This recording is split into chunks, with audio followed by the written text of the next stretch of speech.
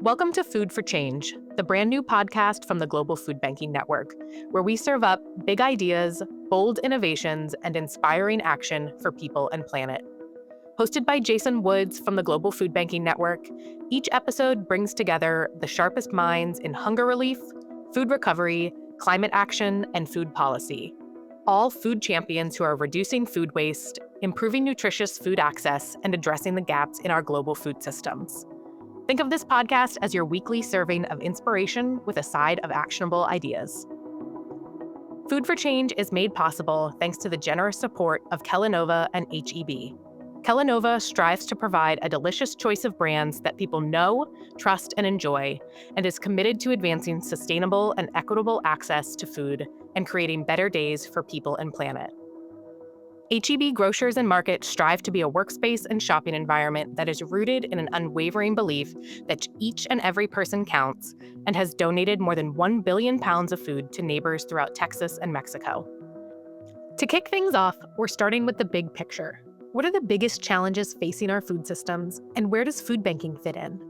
We're joined by Lisa Moon, President and CEO of the Global FoodBanking Network, Shenggen Fan, Chair Professor at China Agricultural University, and Andy Duplessis, Managing Director of Food Forward South Africa. Let's dig in.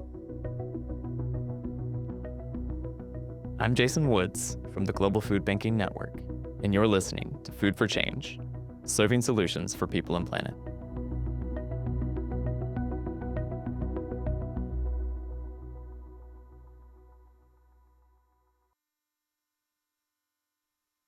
We're here today with Lisa Moon, President and CEO of the Global FoodBanking Network. Lisa, how are you? I'm well, Jason. How are you today? I'm good. It's good to see you.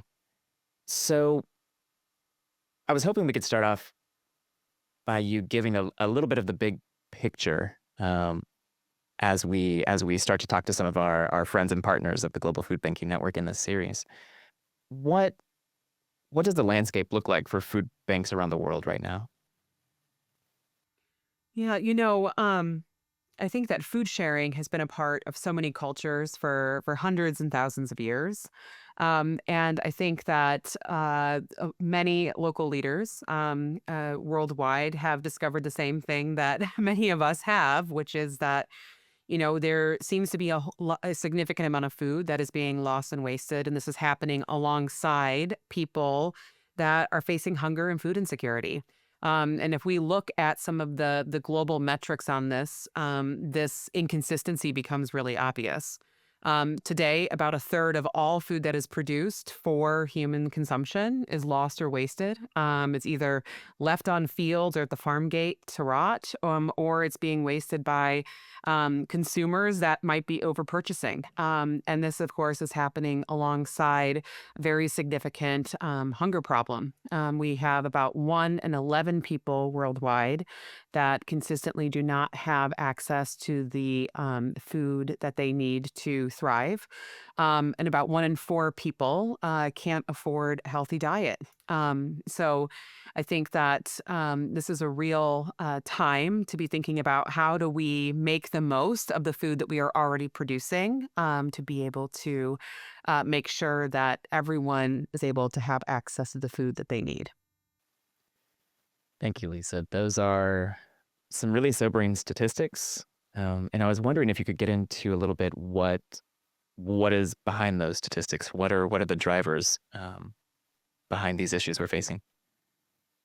And on the hunger side, very regrettably, hunger is primarily caused by poverty. And in an ideal world, you would have everyone making sure they had the economic means to be able to access food. And so I think to really address, the root cause of hunger, you have to get at addressing the root, causes of poverty.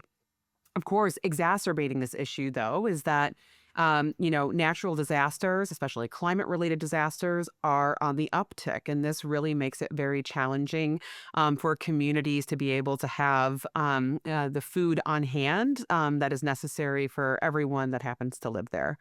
On the food loss and waste angle, I mean, we have an incredibly productive food system.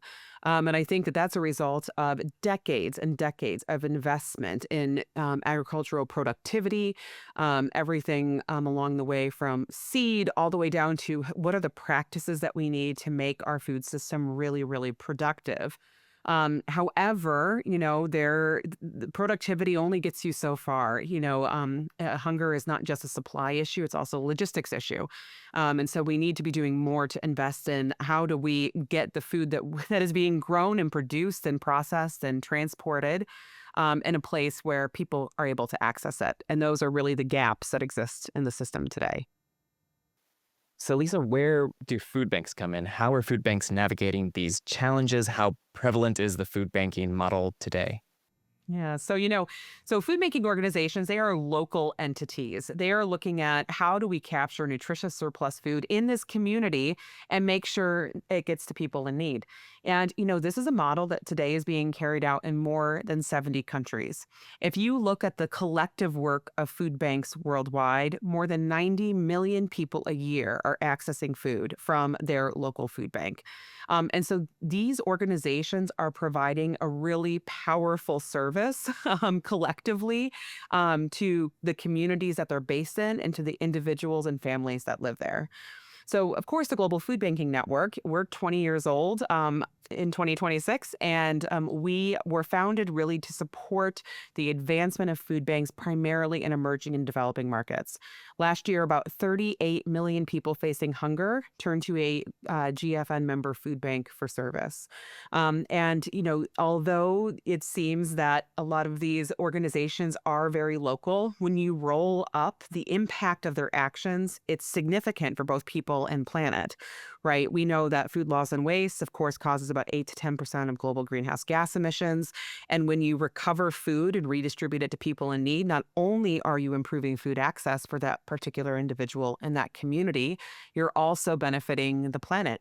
Last year, the environmental impact of recovering all this surplus food, it was about the equivalent of taking more than 400,000 cars off the road if you're looking at the climate impact. So I think that, although, in an ideal world, you have a food system that is providing affordable food to the places where it is most needed at the right time with the right nutritional profile, as we think about supporting a food system that works towards that ideal, food banks can be a valuable partner in redistributing food and redistributing nutrition along the way. So, as you mentioned, the impact of food banks is already really impressive around the world. But knowing the challenges that we're facing, what opportunities do you see for food banks to get even more nutritious food to people while reducing emissions from food that is lost or wasted? Yeah, I think that part of the magic of this model is that, most food banking organizations are entirely non-governmental in nature. That means that is that they have achieved a relative scale, because of the interest and investments from citizens in those communities, because of businesses that are working in those communities.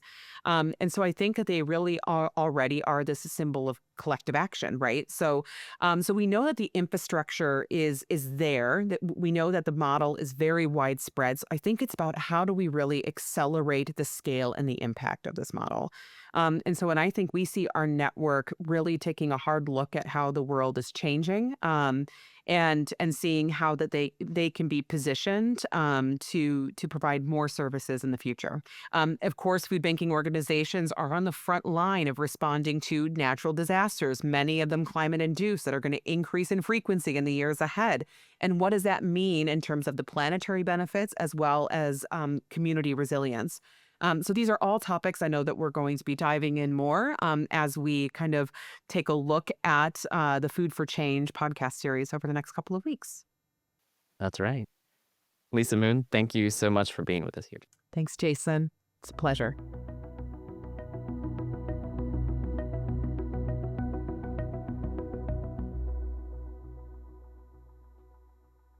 We are here with Shenggen Fan today, and we are really excited to have you. Thank you so much, Shenggen. Very good. It's my pleasure. Well, you've been working in food systems, specifically agricultural economics, food security, nutrition, for your entire impressive career. I'd like to know a little bit why you started working in this area. Sure. Yeah, I grew up in China, very much sort of poor areas of my province, the Jiangsu province. And it was a difficult time in early 90s. I was born in the early 60s. I grew up in my small village until maybe late 70s. So I observed hunger, malnutrition. But in the meantime, I also observed how agriculture is being conducted. My father was a community leader, leading a production team in planning production, planning harvesting, planning sales, and so on. But because of the system that time, the whole production is controlled by the centralized system. So farmers didn't have much choice to what they produce, how much they produce, how much they sell. So basically, they just provide food for urbanized population. In the meantime, they can barely meet their own needs. So that's why I observed that sort of a hunger, malnutrition, poverty during my childhood and even during my adolescence. So until 1978 when I went to the university. So yes, I went to the university in 1978. That was a sort of key milestone in my life. So basically from a very poor village suddenly to a big city, in Nanjing. And so again, I studied agriculture in my college. Yeah, well, we're really glad you went the direction you did, and thank you for sharing a little bit of your story. Over your career, Shenggen, I imagine you've seen a lot of different types of challenges to our food systems. As you look at the global picture right now, what would you say are the greatest challenges our food systems are facing, if you could narrow it down to two or three? Sure. I think for the last several years, maybe a decade, we have faced pandemic like COVID-19. We have faced the climate change. And the climate change, obviously, it's not a short-term problem. It has been there for a long time. It will continue to affect us. And the current global geopolitical shifts, including trade barriers, trade tariffs, and so on. So I think these are the longer issues that will continue to affect our global food and nutrition security. So if we don't address them urgently, I'm afraid hunger, malnutrition, poverty will continue. For example, the climate change. Then the climate change will affect our food production. So because the rising temperature will affect the yield, rising temperature will also reduce the nutrition content of our foods. The climate change will also increase the volatility of food production, therefore the prices and the accessibility of poor and hungry people to nutritious and healthy foods. So climate change definitely is one of the longer term challenges we face. Then the geopolitical shifts. It's very clear that the tariffs, any restriction or trade will push higher food prices, will disrupt the food supply. Again, that will affect both the supply side, the production, and also consumption side. The consumers probably will face higher prices. In many cases, consumers will also face the decline of their income. So the trade distortion, trade disruptions definitely will affect us. Now, COVID-19, COVID-19 is gone, the money is gone. There are still some cases, but in the long run, there is some other pandemic, whether it's avian influenza or any of those zoonotic diseases, can really bring down our food systems. And if one of these events happen, it's already big enough. However, if the three events or even more comes together, we call it the perfect storm. That will really shock the food system.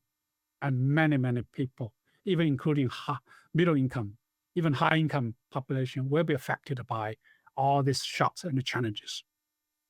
You mentioned geopolitics. Could you talk a little bit about what the reduction of food aid, what that effect is having on our food systems?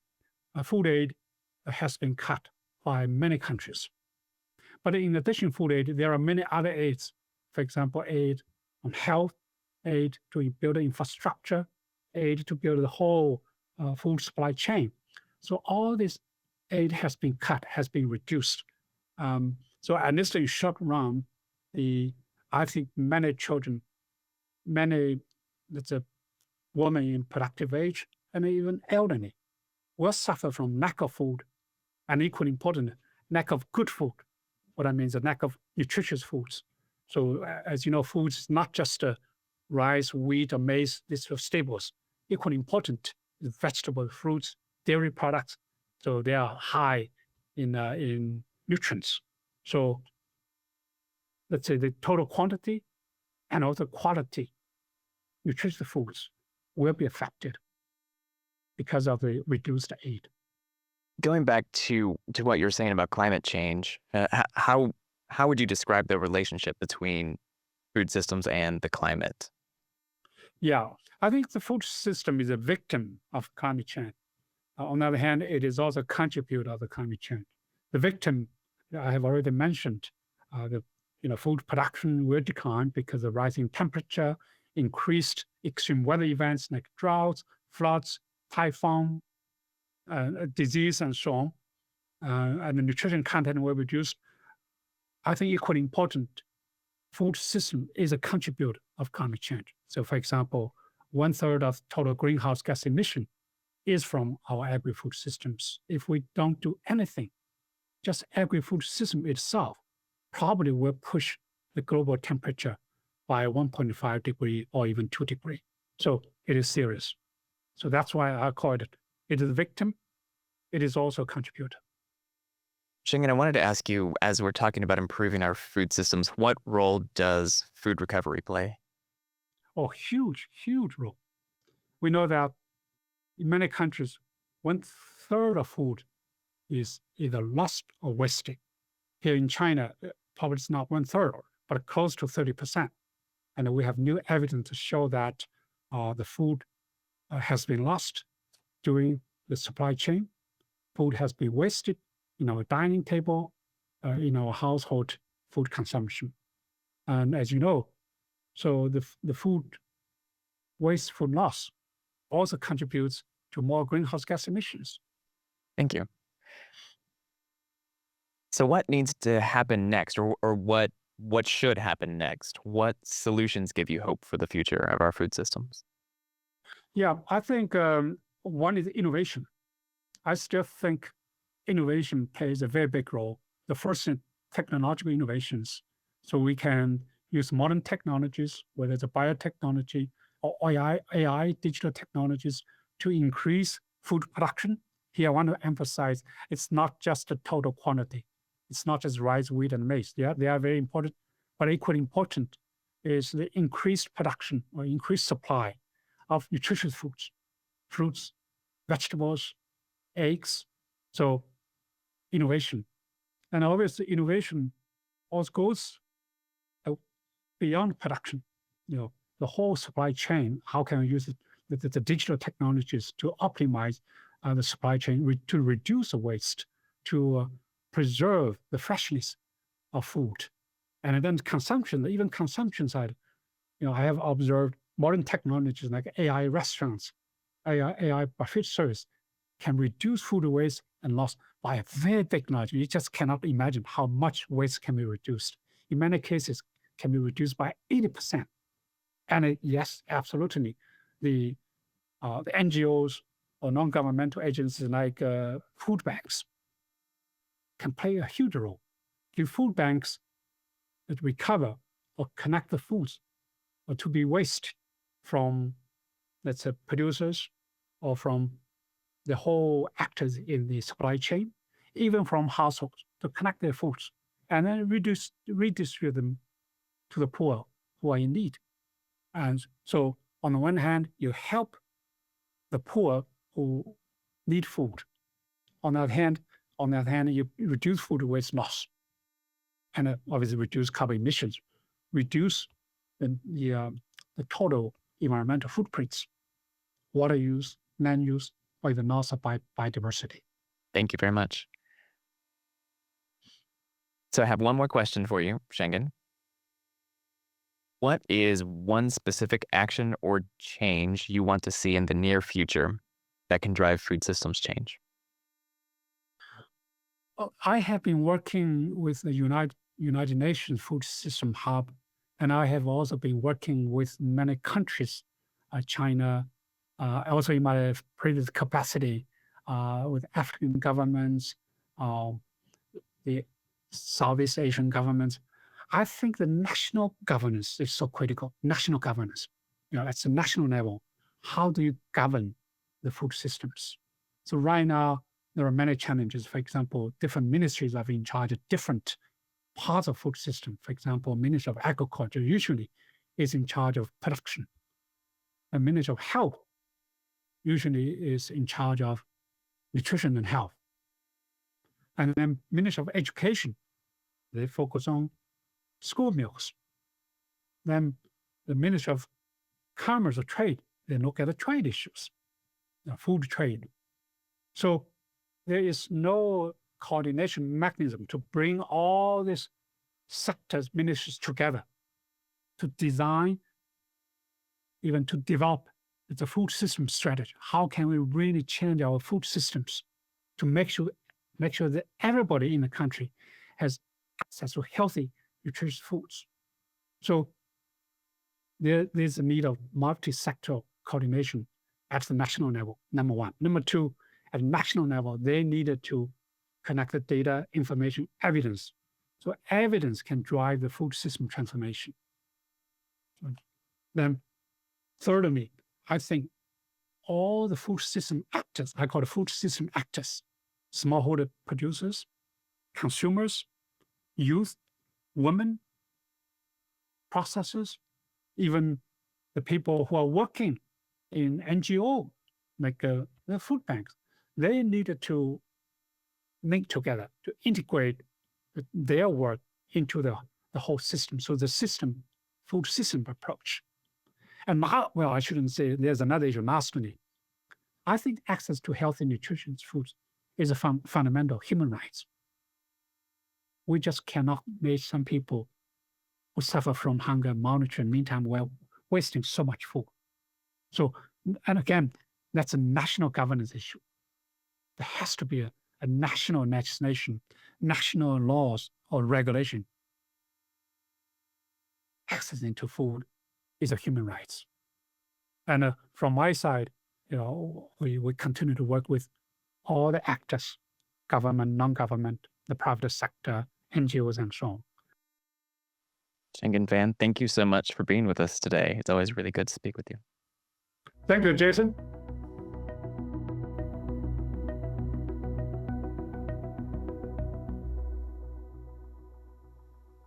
We're here today with Andy du Plessis, who is the Executive Director of Food Forward South Africa, the largest and longest running food bank in sub-Saharan Africa.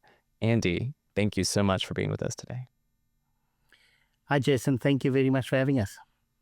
So I was hoping to get your perspective as a longtime food banker. We just heard from Shenggen Fan on some of the global issues that we're facing: food insecurity, climate change, nutrition and health issues. What challenges are you seeing in South Africa and more broadly regionally right now?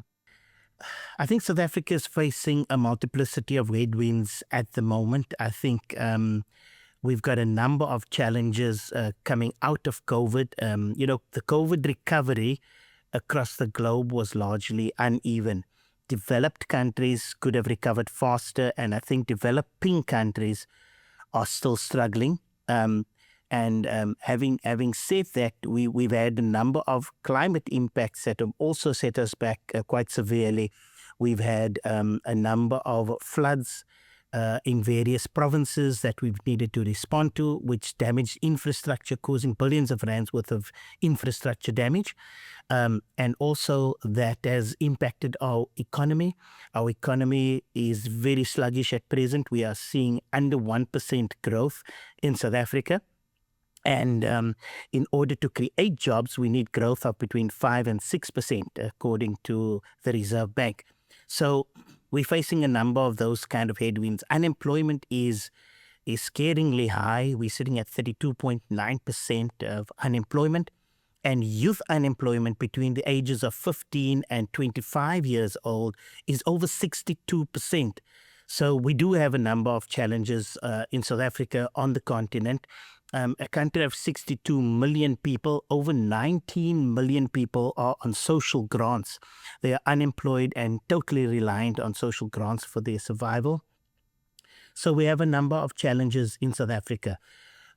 Compounding those challenges, of course, are the US aid cuts. South Africa was the largest recipient on the continent of US aid, and those cuts came to cease to exist soon after the Trump administration took over. And that, of course, has directly impacted jobs. Hundreds of nonprofit organizations have had to close their doors. Others have had to downscale their services. And that has left many people, thousands of people, unemployed. And it also increases the kind of pool of competition where we need to be sourcing for funding. So that pool is increased exponentially.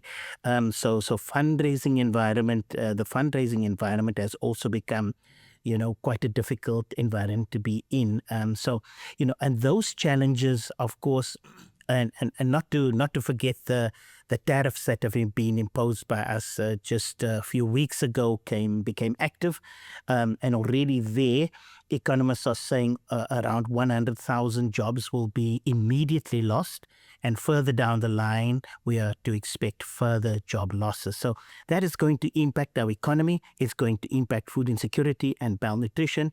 So a number of challenges ahead.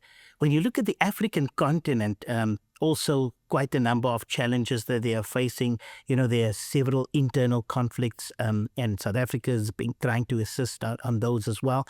And those internal conflicts are leading to migration of a number of people to safer havens like South Africa. So we are inundated with foreign nationals seeking asylum in South Africa for good reason. And so if we fail on the continent of Africa, then we have failed all of Africans. And so, Africa is also, although it's got the fastest growing population in the world, our unemployment rates are quite high, and we are vulnerable to shocks like floods, climatic impacts, economic impacts. So Africa is more vulnerable to those kind of shocks as well. So I think in the next few years, we've got a number of challenges that we are going to have to work through. Yeah, and those challenges are obviously very daunting. How do you go about addressing those challenges? So I think the first thing that we have to start to get to grips with as a food banking organization in South Africa is that we can't solve all the problems. I think that's important that we must tell ourselves, because we can't do everything. We are not the solution to everything. So we have to carefully choose those strategic impacts that we are going to be able to make the largest impact. And so when we go around those, we have to consider a few things. Firstly, food loss and waste is a real problem in South Africa.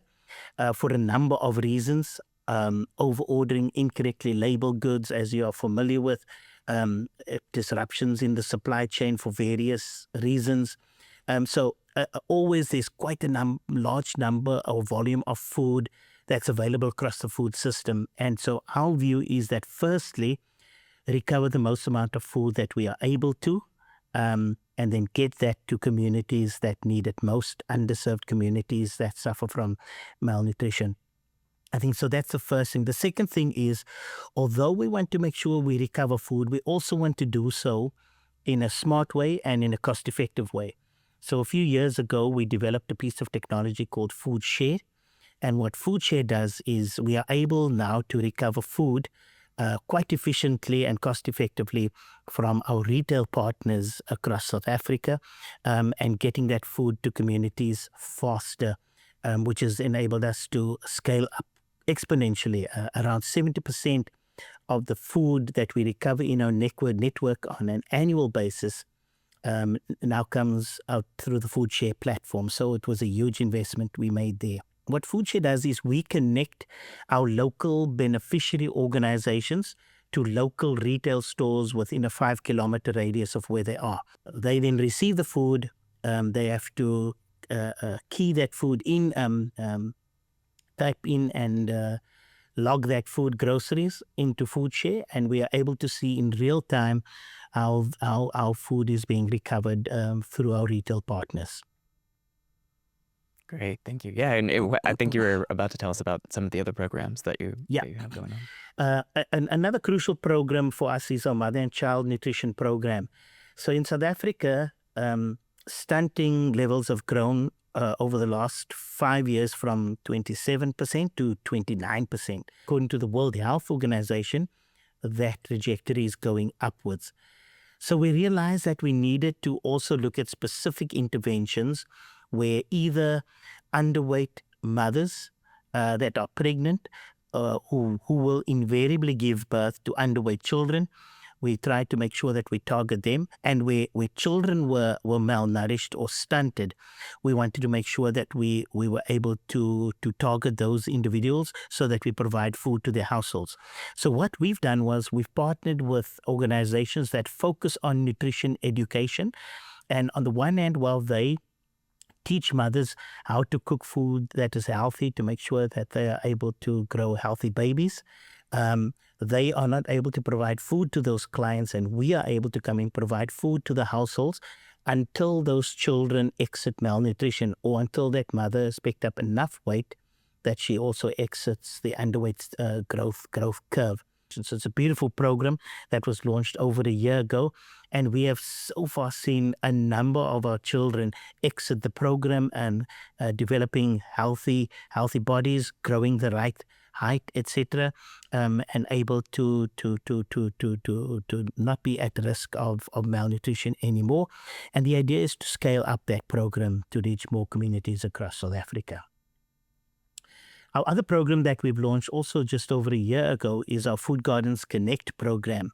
And, this program is important because we focus on our beneficial organizations that have large parcels of land available but that are not being used, and yet that have beneficiaries that are coming for a daily meal, for example. So we allow them to identify 5 people that are unemployed and that are willing to learn how to grow their own food. We offer them a training course, a 6-week training course. We provide a starter pack for them to start their gardens. And we do something very different. 2 things. 1, we grow our own seeds to seedlings on site at our facility, and we donate them free of charge to all our organizations so they have a supply of seedlings whenever they need it. And then we also offer a guaranteed buyback. So those communities are willing to look after that cabbage until it's a beautiful cabbage ready for harvest, or beautiful broccoli. We will buy that back from them and offer them cash for that. So they incentivize, they earn an income, and they take pride in what they do. It beautifies their community, and we are building resilient communities at the same time. So beautiful, beautiful program that's showing excellent results as well. Yeah, that's fantastic. Food Forward SA is doing so much good work in so many different areas. And as I understand it, you're taking these deep experiences and lessons that you're learning and sharing these with other food banks regionally and globally. Why is that important to you and to Food Forward SA? I think it's important that we understand that we don't have all the answers. On a daily basis, we face myriad challenges. And it helps to have colleagues that you can reach out to, colleagues that you can bounce things off as a sounding board. And also where food banks are more established and have shown growth and impact, it's important that we share those learnings and experiences with food banks that are still emerging and are just starting out. I think it's important that support is provided. Food Forward South Africa has provided over the last 7-8 years. We've provided support to our food banks across the African continent. We've hosted them at our facility in Cape Town and Johannesburg. And we've taught them to do things like inventory management, beneficiary organization management, how to assess beneficiary organizations, a good way to do fundraising, how to meet the daily challenges that you face, supporting beneficiary organizations and those kind of things. So it's important that we share those learnings with one another. Yeah, that's great. And I know I've heard from many food banks that have learned from Food Forward SA, particularly in the area of partnerships with farmers and building agricultural recovery programs. So it's Yeah. really wonderful to hear about those connections. You already have a lot going on, but Andy, what's next for Food Forward SA? Yeah, so I think there are a few things that we are looking forward to in our next planning horizon. The first is we're quite excited to be part of the Global Food Banking Network's FRAME methodology. And so the FRAME methodology allows us to make sure that we measure and quantify the methane emissions of the different categories of food that we are able to recover, so that we can start to make a business case around why food banking is a crucial solution that needs to be considered when we talk about climate change and when we talk about environmental management and when we talk about biodiversity loss. I think food banks can play a crucial role in this regard, making sure that we become important agents of change in this respective area so that we reduce the climate impacts of food loss and waste. And the climate impacts on our food systems are quite horrendous. When you look at the amount of resources lost, the kind of supply chain disruptions that can take place. So it's important that we are proactive in that regard. So we are excited to be part of GFN's FRAME methodology experience, and we look forward to the time when this methodology becomes approved by Gold Standard and others, and then that will allow Food Forward SA and other food banks to be able to start trading carbon credits. And that will allow us to now start a new income stream into our organizations, which will assist with income generations. What we also see is that as this FRAME methodology becomes widespread globally, our view is that farmers, manufacturers, retailers will start to pay attention and see that as part of their ESG requirements that this is a good component to be part of, and that more food will be able to be unlocked in their respective industries so that we are able to recover more food, reduce food loss and waste, and then use that food to be able to address food insecurity and malnutrition. So a very exciting development with GFN, and we're excited about that. Andy, the last question I have for you is, what is one thing you want to see in the near future that could drive change in our food systems?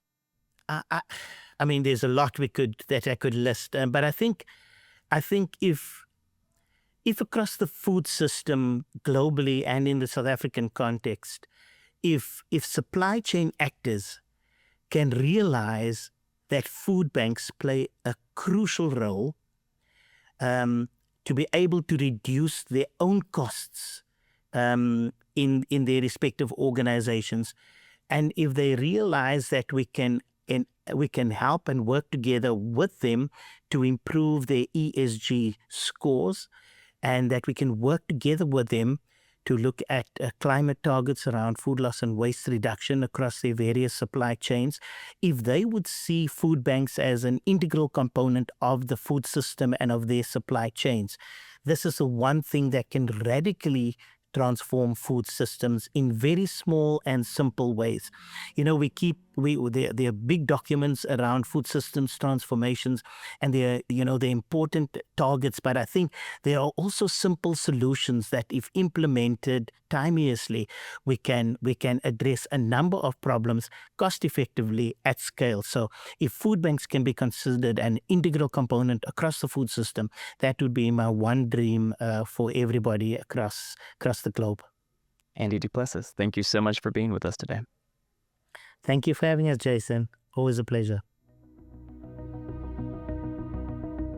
Thank you so much for tuning in to the first episode of Food for Change, serving solutions for people and planet from the Global Food Banking Network. And a huge thanks to our guests, Lisa Moon, Shenggen Fan, and Andy du Plessis. We also want to say thank you to our sponsors and longtime GFN partners, Kellanova and HEB, for making this show possible. Before you go, take a minute to subscribe to the show wherever you get your podcasts, and head to foodbanking.org/food for change to see full video episodes and for more ways you can be a Food for Change champion. Join us back at the table next week, where we'll dig into how food banks are a key player in addressing the climate crisis. We'll be joined by Carolina Urmeneta from the Global Methane Hub and Mariana Jimenez from the National Network of Food Banks in Mexico.